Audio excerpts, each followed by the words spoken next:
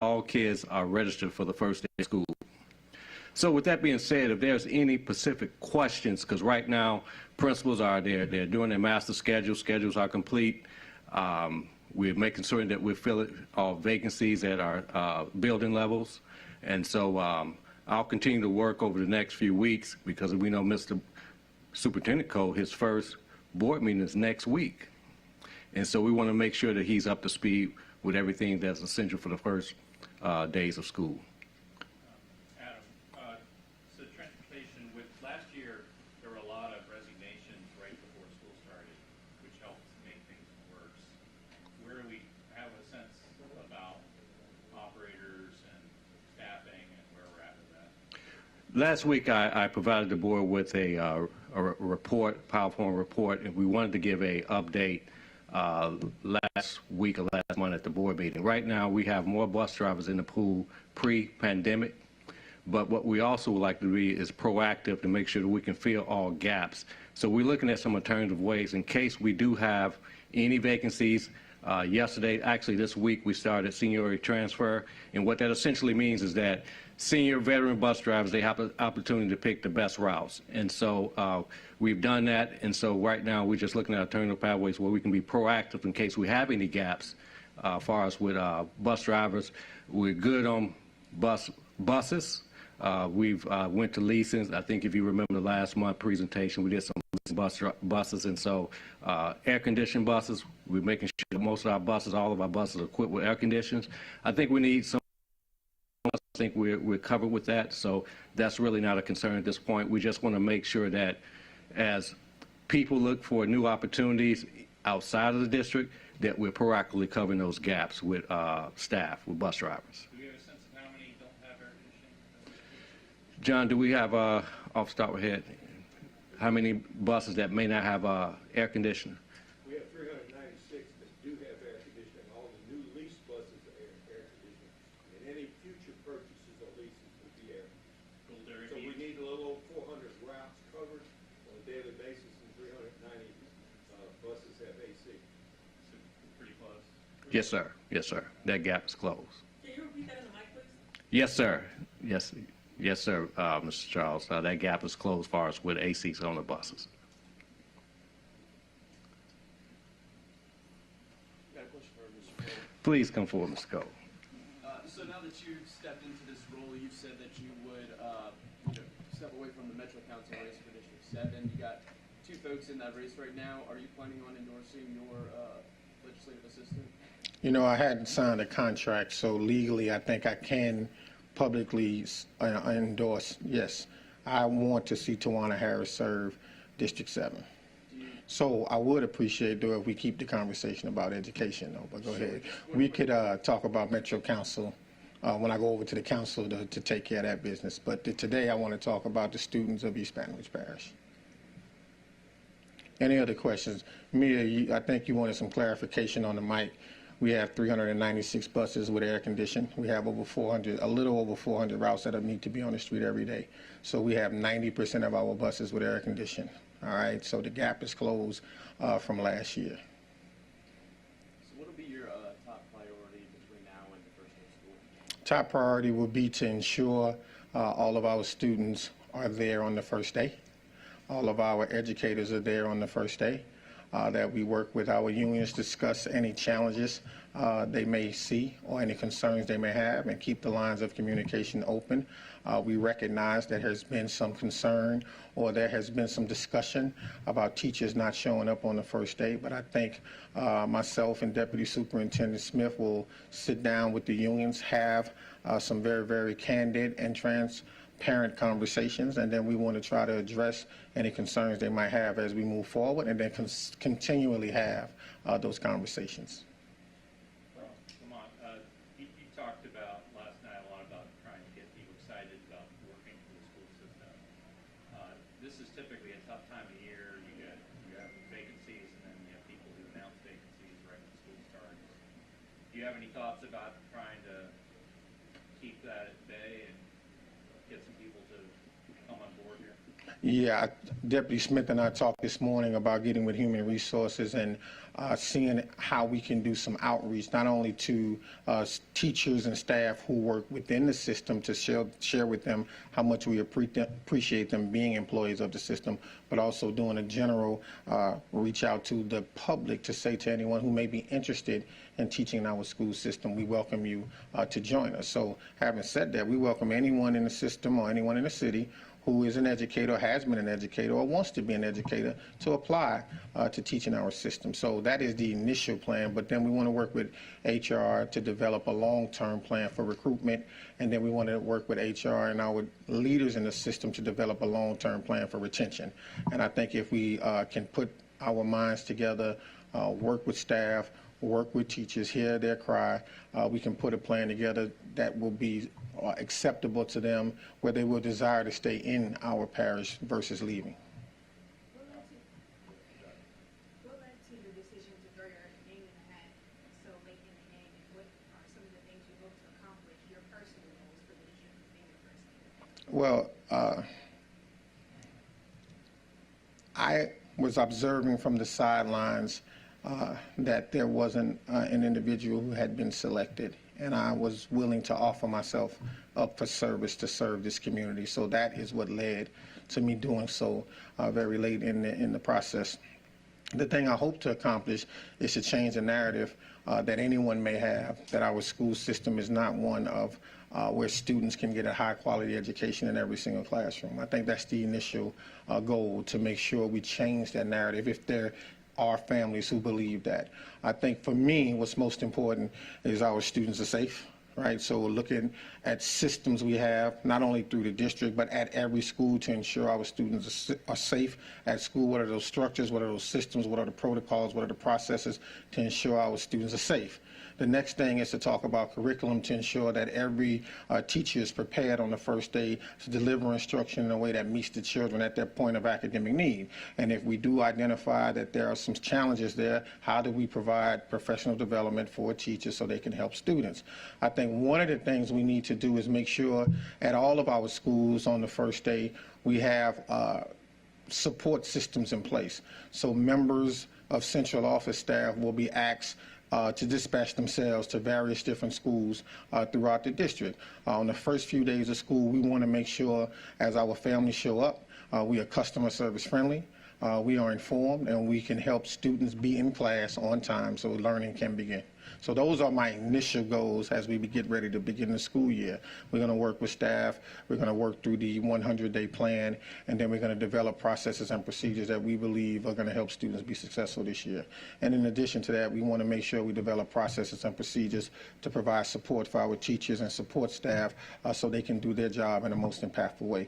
Everyone who works with students in any way, shape, form, or fashion, whether it be directly in the classroom as a teacher or a paraprofessional, whether it be in the cafeteria as a cafeteria worker, whether it be the custodians on campus, whether it be the cafeteria workers, the nurses, anyone who works with students, we want to make sure they have the support and resources they need to do that, because I think that contributes to keeping all of our students safe, and that helps parents to build confidence that the school system is always going to do right by their children.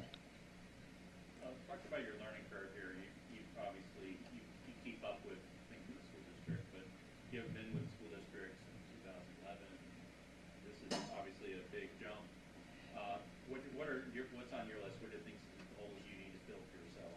Well, I think ultimately I need to learn about facility. I want to learn about budget. I want to learn about school leaders, and then I want to learn about any challenges we have where we have vacancies in our schools. Those are the 4 priorities that I want to learn very quickly. And being that Adam and I are friends, our wives didn't mind us being on the phone at 2 or 3 o'clock this morning, just talking about different aspects of what needs to happen. So again, want to learn about the vacancies, want to learn about leadership, and want to make sure we get a handle on the budget, and then look at some of the facility issues we might be having here in the district. And so those are the 4 main things. But Charles, there are a whole host of topics that I want to be brought up to speed, and I think the 100-day plan will guide me in my process of evaluating and investigating what is happening in our school system and learning as much as I can. And in addition to leaning on Deputy Smith, I'm going to lean on district leadership to keep me informed. And I ask a lot of questions, I'm going to do a lot of listening, and hopefully I can learn as much as I need to know as quickly as possible. So, I'm a fast learner, quick study, and I don't sleep very much. So hopefully those things will contribute to me learning as quickly as I can. Talk about your confidence in you and Mr. Smith being the perfect team to lead the district in a positive direction. Been doing it for 25 years. At one time, he and I controlled education on Greenwell Springs Road. He was the principal at Park Forest Middle. I was the principal at Capitol Middle, and we worked together to ensure that the students who attended middle school during that corridor were safe and were excited about coming to school. So I'm super excited to have the opportunity to work hand in hand again. I say hand in hand again, but we've never stopped working together since we met 27 years ago. We've always worked together to try and build better communities. So we do that anyway, so I'm super excited to have the opportunity, and not just to work with Deputy Smith, but to work with all of my colleagues in this system who I have developed relationships with over the years. I was a teacher in this school system, assistant principal, and a school leader in this school system. So there's still good people here that I know, that I care about, I love, and look forward to learning from. So I'm really excited. I don't know if you can tell I'm trying to contain my excitement, but I'm super excited. I have a question for you. Yes, sir. I'm always inside the schools, right? So we're going to change it a little bit. But you're going to tell the kids that, hey, Mr. Coble ain't coming back this year. What's your words to them? Well, I have requested of DeJuan Johnson, who's the CEO of the organization, that I be given an opportunity to come by and talk to the kids about my decision on the first day of school, as 2 of the schools in the CSAL Inc. portfolio are district charter schools. So we want to make sure we visit our charter schools as well to provide that support. And I think I'll be the district office personnel who visits CSAL to make sure things are happening the right way at that institution. I'll have those conversations with the students when I get there. It seems like you're not going to be in the office a lot because these kids love you. They love you hands-on with kids. So are you going to continue on doing that? Absolutely. Not looking to purchase any furniture, and almost might move the chair out of the office. Listen, I plan to be in schools a lot, as much as I can. I plan for staff to be in schools a lot. I have some perhaps outside the box ideas about how we engage, have conversations to support our schools. So you may see members of the district leadership team show up at a school unannounced and request to use a space to have a meeting. And if schools are operating as they should, there should be no problem in us having a space to meet and discuss what we know is important for the district. But if school leaders begin to say stuff like, well, we're not prepared for you today, then we're going to have a different conversation. Was this a job that you wanted, or did enough people ask you to step in that you felt obligated? Well, this is a position I have always wanted since I was a student in our public schools, always. But some things that you want may not be what someone else wants for you, and not to be too spiritual, but we plan, God plans, and God is the best of all planners. So what may have been something I wanted may not have been for me. So this particular time around, the circumstances surrounding the selection of the superintendent led to me praying and thinking about having some conversation about pursuing the opportunity, and so I did. One of the things that I think the community was so excited about is not only that are you a son of Baton Rouge, but you're also, they have hope that you will bring stability into this superintendent role. There's been people who've come and gone and left and gone on to better things. So with the stability, how long do you plan on seeing yourself in this position? I can only assume that you're going to retire out of it. You asked and answered the question. But in all honesty, I serve at the pleasure of the board, who I look forward to working with to provide support for our teachers and staff and high-quality education for our students. And so if I have to bet on anyone, I'm always going to bet on me. I'm always going to do what's right by children. I'm going to be very open to communication and make sure the lines of communication stay open between myself and board members consistently. We're going to talk all the time. And as I said last night, I'm not going to allow them to be blindsided about anything I know and everything I know that I feel is germane to their information. I'm going to make sure they have it. And so, I'm not looking to transition to a better opportunity or a better situation. I'm looking to serve in this capacity for as long as the board will have me. And yes, if that means I'll retire from this position, that would be You got a lot of gas in your tank? all right for me. Excuse me? You got a lot of gas in the tank? You know, I tell people all the time, it's funny you asked that question. I used to say, and I still say all the time, you know, most people operate at an octane of about 87. I operate at an octane of about 98. All right, so yeah, high octane, and I typically can move at a pace that is a little bit different than others. So yeah, I still got a lot of gas in the tank. I feel like I could do this for another 50 years if I given the opportunity to do so. So Dr. Narcisse, when he came on as superintendent, brought in a lot of new people, especially administration. You say you obviously know people here, but talk to me about kind of your approach to how you want to populate your team and what extent you're going to be looking elsewhere. Well, I'm going to work with Deputy Smith and the board to look at the system structure, look at an organizational chart, look at what the needs are and what the touch points are in terms of where we need to deploy human capital to do this work, and then look at if individuals who are here are doing the work at a high level, look at if we need individuals to come in to do some of the work, and then we're going to make some tough decisions together about whether or not we recruit individuals to come in or whether or not we help to redirect the career paths of some folk who are here, and then make some decisions about what the organization chart looks like, who does what, and how we make sure we do this work the right way. So to answer your question specifically, every opportunity and idea is on the table relative to developing a leadership team for the district. That may mean recruiting people to come in, all right, new faces from new places. That may mean redirecting some folk to other positions in staff leadership. That may be asking some other people to pursue other opportunities who are working in certain positions. So nothing is off the table. It's a clean slate.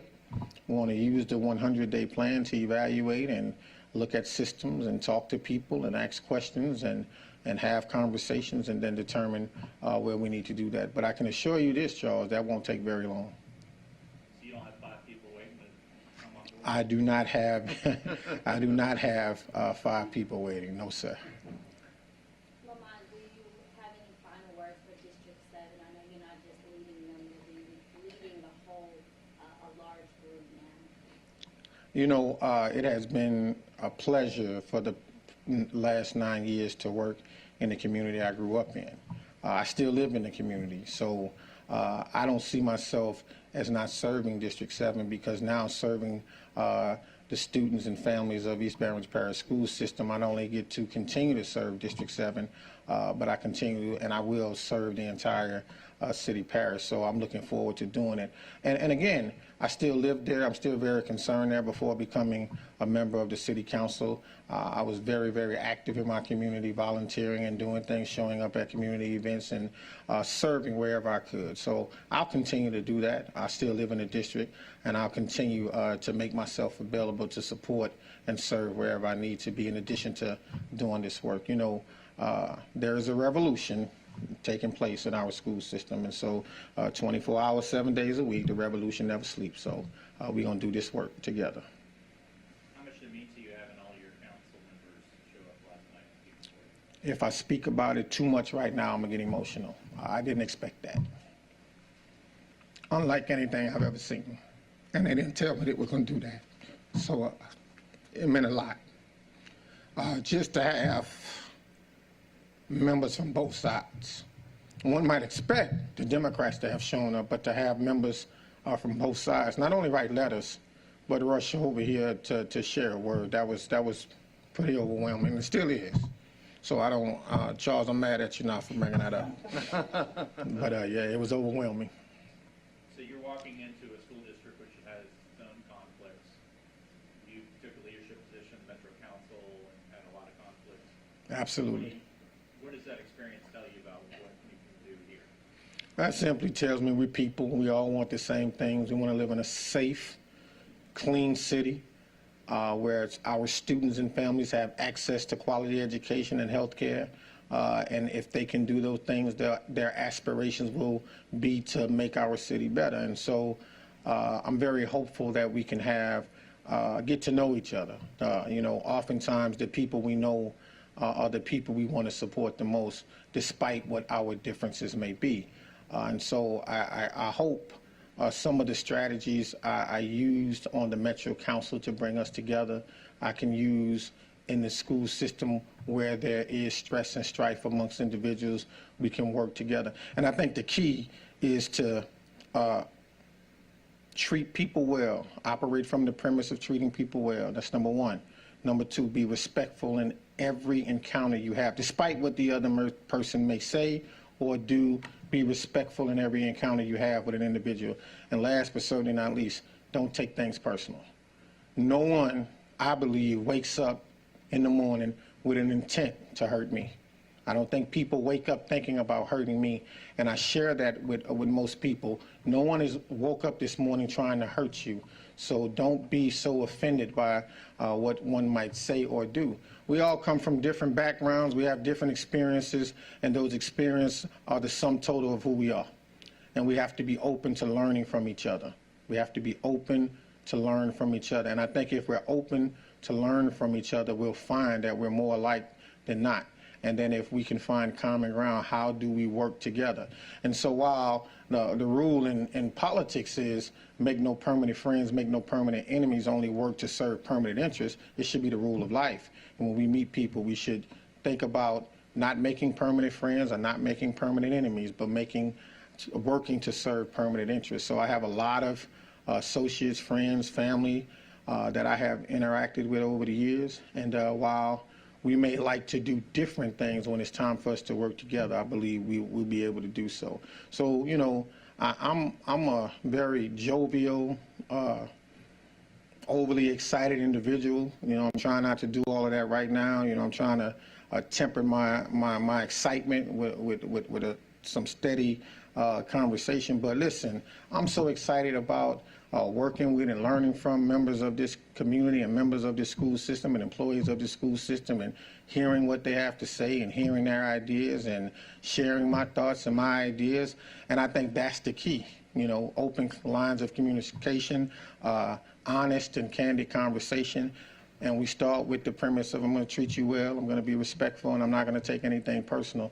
I think we'll get to where we want to be, and that's a community and a school system that works together. Could you speak to your reaction for me just a little bit? You talked about already how you wanted this since you were a child, and in 2020, you literally did not even get an interview. Correct. And so last night, you became the only person that they wanted to interview, and now you're standing here today. Look at God. As the superintendent. In 2020, listen, I wasn't the guy in 2020. I did not take it personal. I think if there are people who, and there still are some members of the school board who are here now, who were here then, they will tell you, less than 5 minutes after it was announced I wasn't going to be interviewed, I text them all and say, hey, thank you for the conversation. Good luck the rest of the way. I'll always make myself available to support children. And I didn't take that personal. It wasn't my time. They made a different sex selection, they made a different choice, and that's okay. Sometimes people won't choose you, but they chose me last night. And so, now is my turn. And so my legacy will include what I do in this role. So I'm super excited about it. Never was offended that it didn't happen. All right, never was offended. There are far too many negative things happening in this world for me to be offended or hurt that I didn't get a job, all right? A job is something you find when you go looking for it. If I can find one, I'll find another. And I had a good job at the time in 2020 when I was pursuing this job. And then I got and ended up receiving a 4-month vacation as a result of COVID. So it all worked out.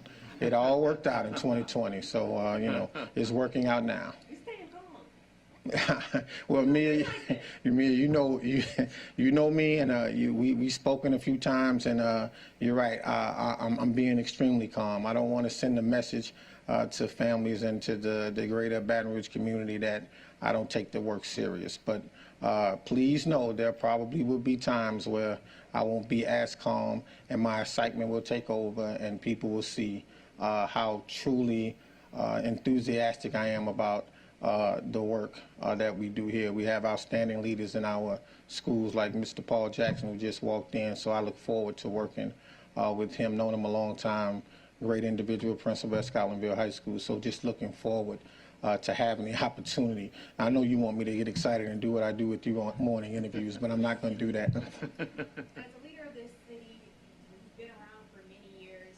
Don't make me sound that old, but go ahead.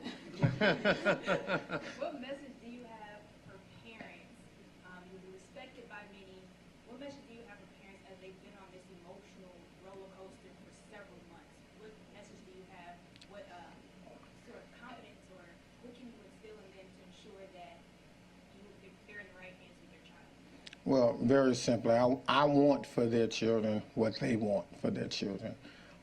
If it's important to them and it's important to their children, then it's important to me. And we're going to put processes and procedures in place for them to share their concerns. Now, I don't want to say to families in this community and in this city that all of them will have access to me directly. So to Patrick's point, that's a shift.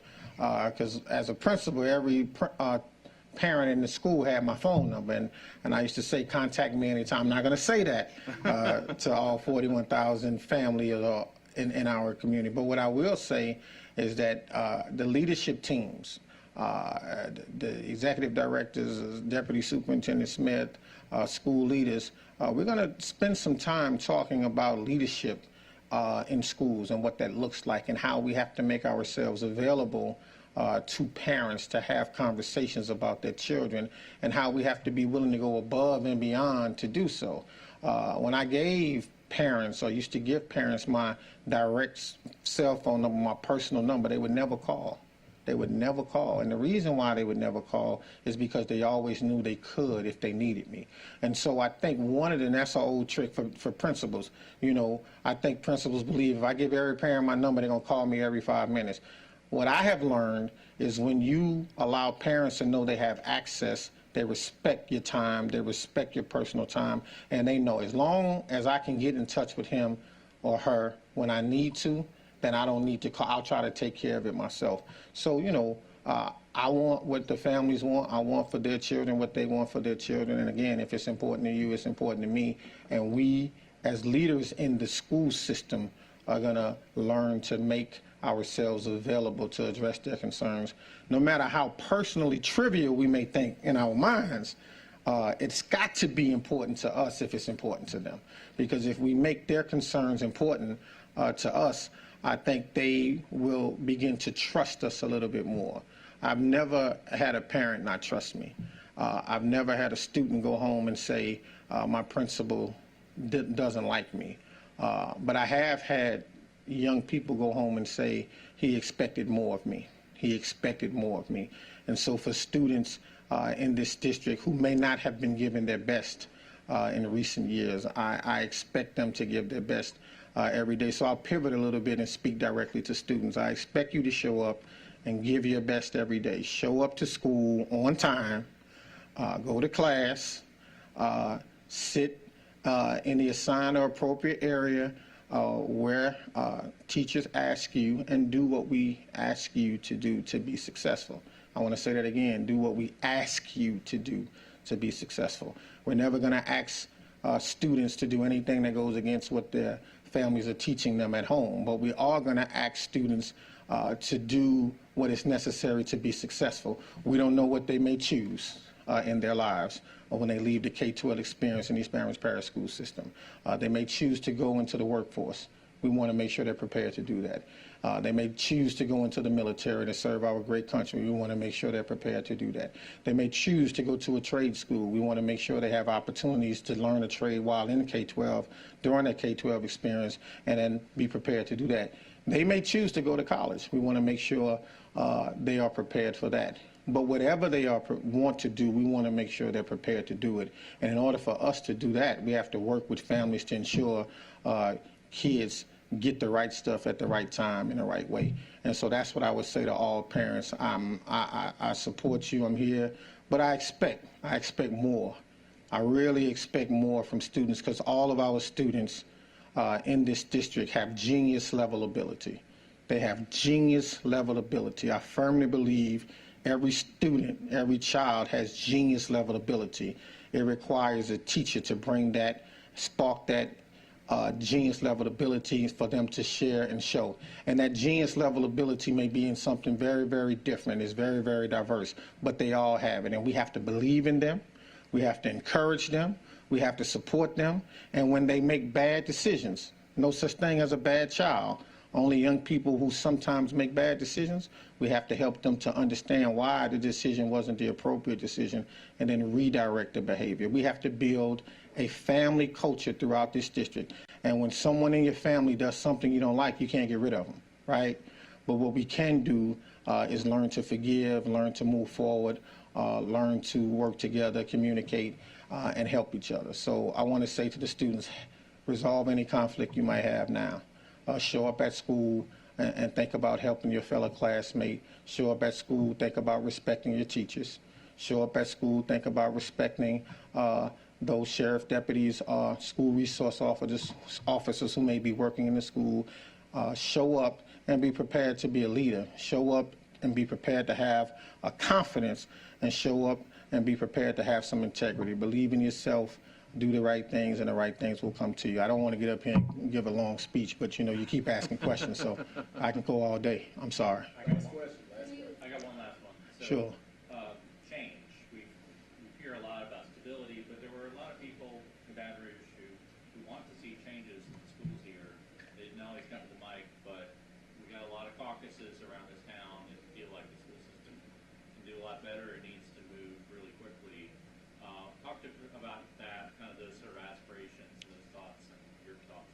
Well, I think we, again, as I said, or outlined in the 100-day plan, we got to go have conversations with cross sectors of the community to learn what their expectations are, what they want to see happen, and then work with them to develop a plan to make sure those things happen in our communities. The other thing we have to do is think about collaboration and partnership. Collaboration and partnership around how do we do this work in a way that best meets the needs of individual school communities, and then translates to the large community. And Charles, that may lead to some changes being made.